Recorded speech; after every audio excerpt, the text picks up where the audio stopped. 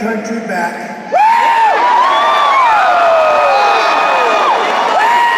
We're going to be a smart country, not a stupid country led by stupid people.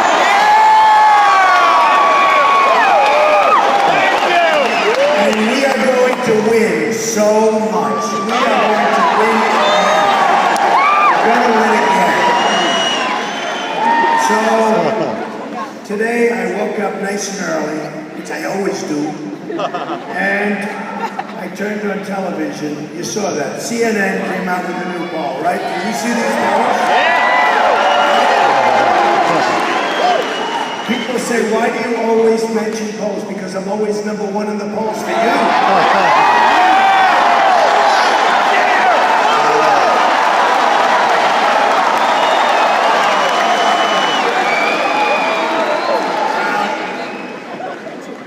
Very importantly, in other polls, and in just about every poll now, we beat Hillary so badly.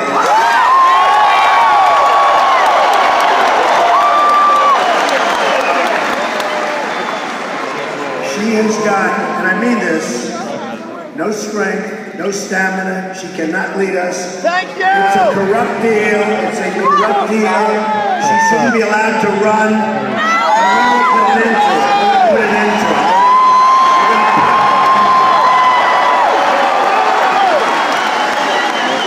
So the Fox poll has us beating. Now CNN was amazing.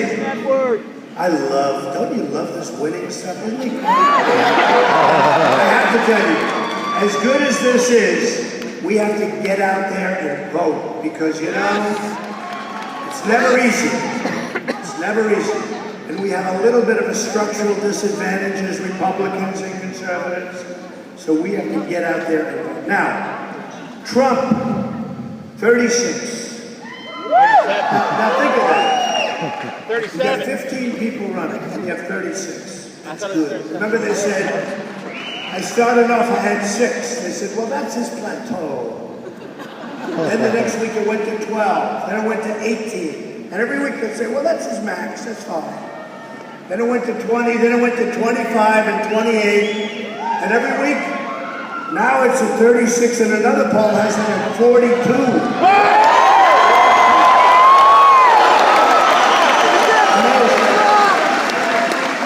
Okay, so we're in the CNN poll. We're at 36. Second place is 16. Then you have a 12, you have a 4, you have a 3. Who's 3? Bush is 3.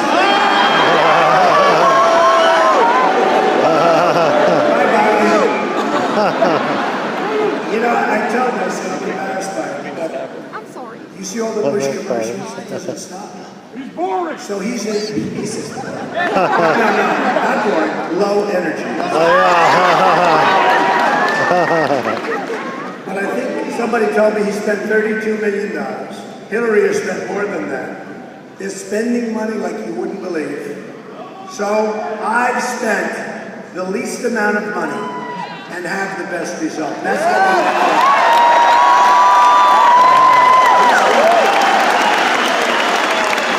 Wouldn't it be nice if we could do that with our country? Spend the least and have the best, right? Trump Day! I'm self-funding my campaign, which I'm happy. You know, so many people like that. It's like a big deal. Because you know one thing, all of the people that have, you know, when you're in #1 position, they all call, oh, Donald, we want to give you $5 million, $2 million, $1 million. I say, I don't want it. Actually, I feel guilty because all my life I take. You know, I take. That was our business, to take. I don't want it.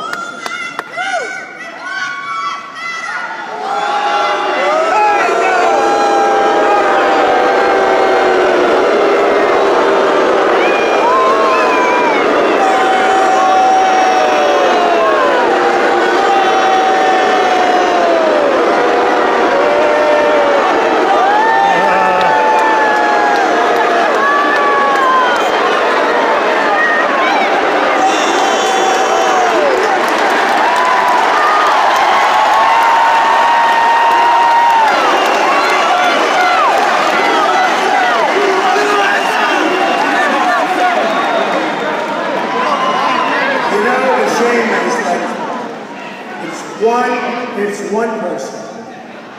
And the dishonest media, they are dishonest, you know.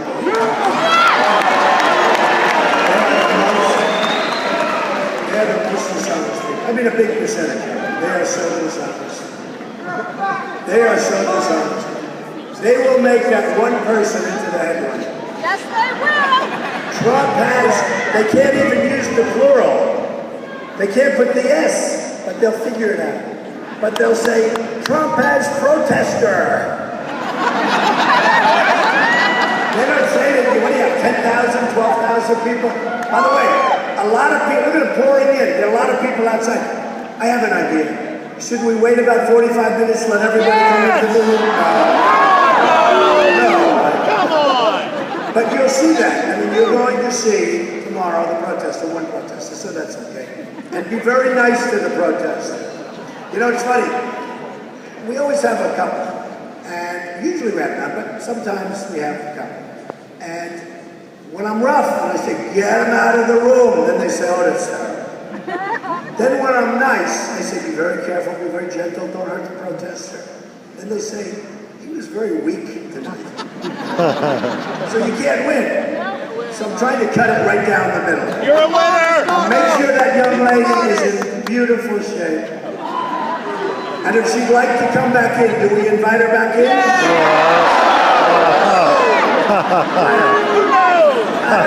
No! But we're having a lot of fun. A friend of mine is a very, very substantial, really wealthy guy and a tremendous negotiator. We'll use him for one of these countries that are ripping us off. I guarantee they won't be ripping us off long.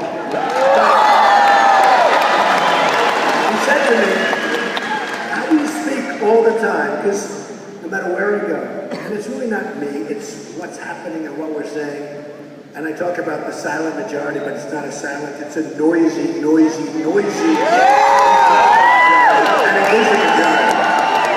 And it is a majority. But he said, how do you speak in front of, and I don't use like teleprompters, and I don't have a written speech. I'd like to have a written speech because it would be so easy.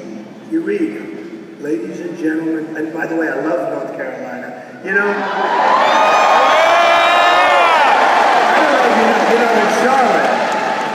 in Charlotte, I have a great club, Trump National Golf Club. It's a tremendous success.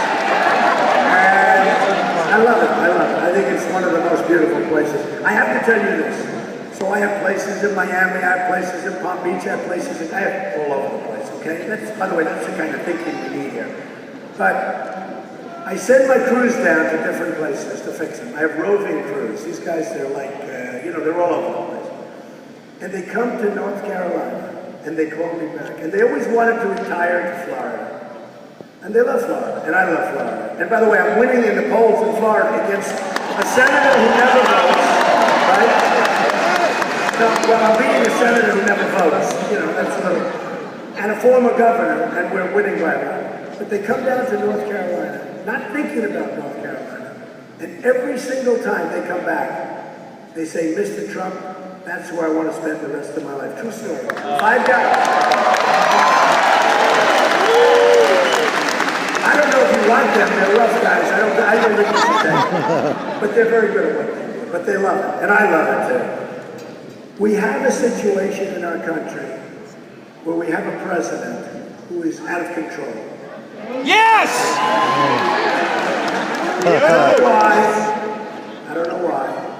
But he won't even issue the term, he won't say the term as to what's happening. And he'd rather, think of this, he would rather you ask him, what's our biggest problem? Now we have ISIS trying to blow up our buildings, our cities, and destroy us. And by the way, chopping off heads if you're a Christian. We have ISIS, it's like medieval times. You know, in medieval times they chop off the head. Who ever heard of this until a couple of years ago? How about the cage? They drown people. And then people say to me, Mr. Trump, they chop off heads. They drown people in steel cages. I get asked by one of these characters a few weeks ago, Mr. Trump, what do you think of waterboarding?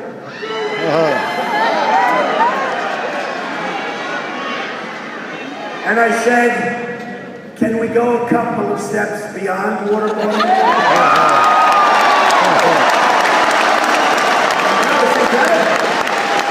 And then I get heat, they say he's vicious, he's vicious. I mean, they chop off the heads. I say waterboarding is fine. And they do stories about me that my tone is tough. You know, Bush said that. Bush, he said, Mr. Trump's tone, his tone is very tough. Think of it. Look what the world is doing to us. They're beating us militarily. We can't beat ISIS. They're beating us militarily. They're beating us on trade. We go into Iraq, and we spend billions of dollars in Iraq, billions. And then we spend, with the final number, what's the final number? $2 trillion. We lose thousands of lives in Iraq. We have wounded warriors who I love all over the place. And what do we have? We have nothing. We have nothing. And you remember I said, keep the oil. Keep the oil. And you know what? For 3 years I've been saying, keep the oil. And there are people saying, what does Trump know about this? Well, about a week ago, they started knocking the hell out of the oil. But they'll beat it up. But they won't keep it because they're not smart enough. We should keep it. If we're going to take it, we should keep it. Yes, Do you remember the old statement, to the victor? Goes the oil. Correct. Along the spoils, right? The oil. We're the only people. We go in, we fight, we lose, most importantly, and sadly, we lose lives. We spend trillions and trillions of dollars. We leave, we get nothing. Now Iran is taking over Iraq. And who's taking the oil? ISIS. And Iran, and others. But Iran is going to walk in. I said, don't go in, because you're going to destabilize. And I'm the most militaristic person in this room. Other than this guy. This guy looks pretty rough.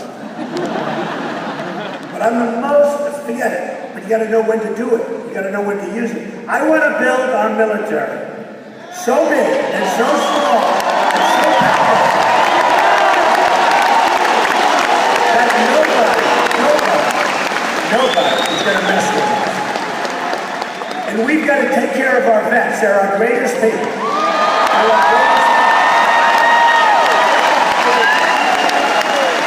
We have vets that are in waiting rooms for 5, 6, and 7 days before they can see a doctor. And they're dying they're literally dying by the thousands, waiting for service, and in some cases, routine service. They need a procedure. They need a pill. They need a prescription. They die. And these are the people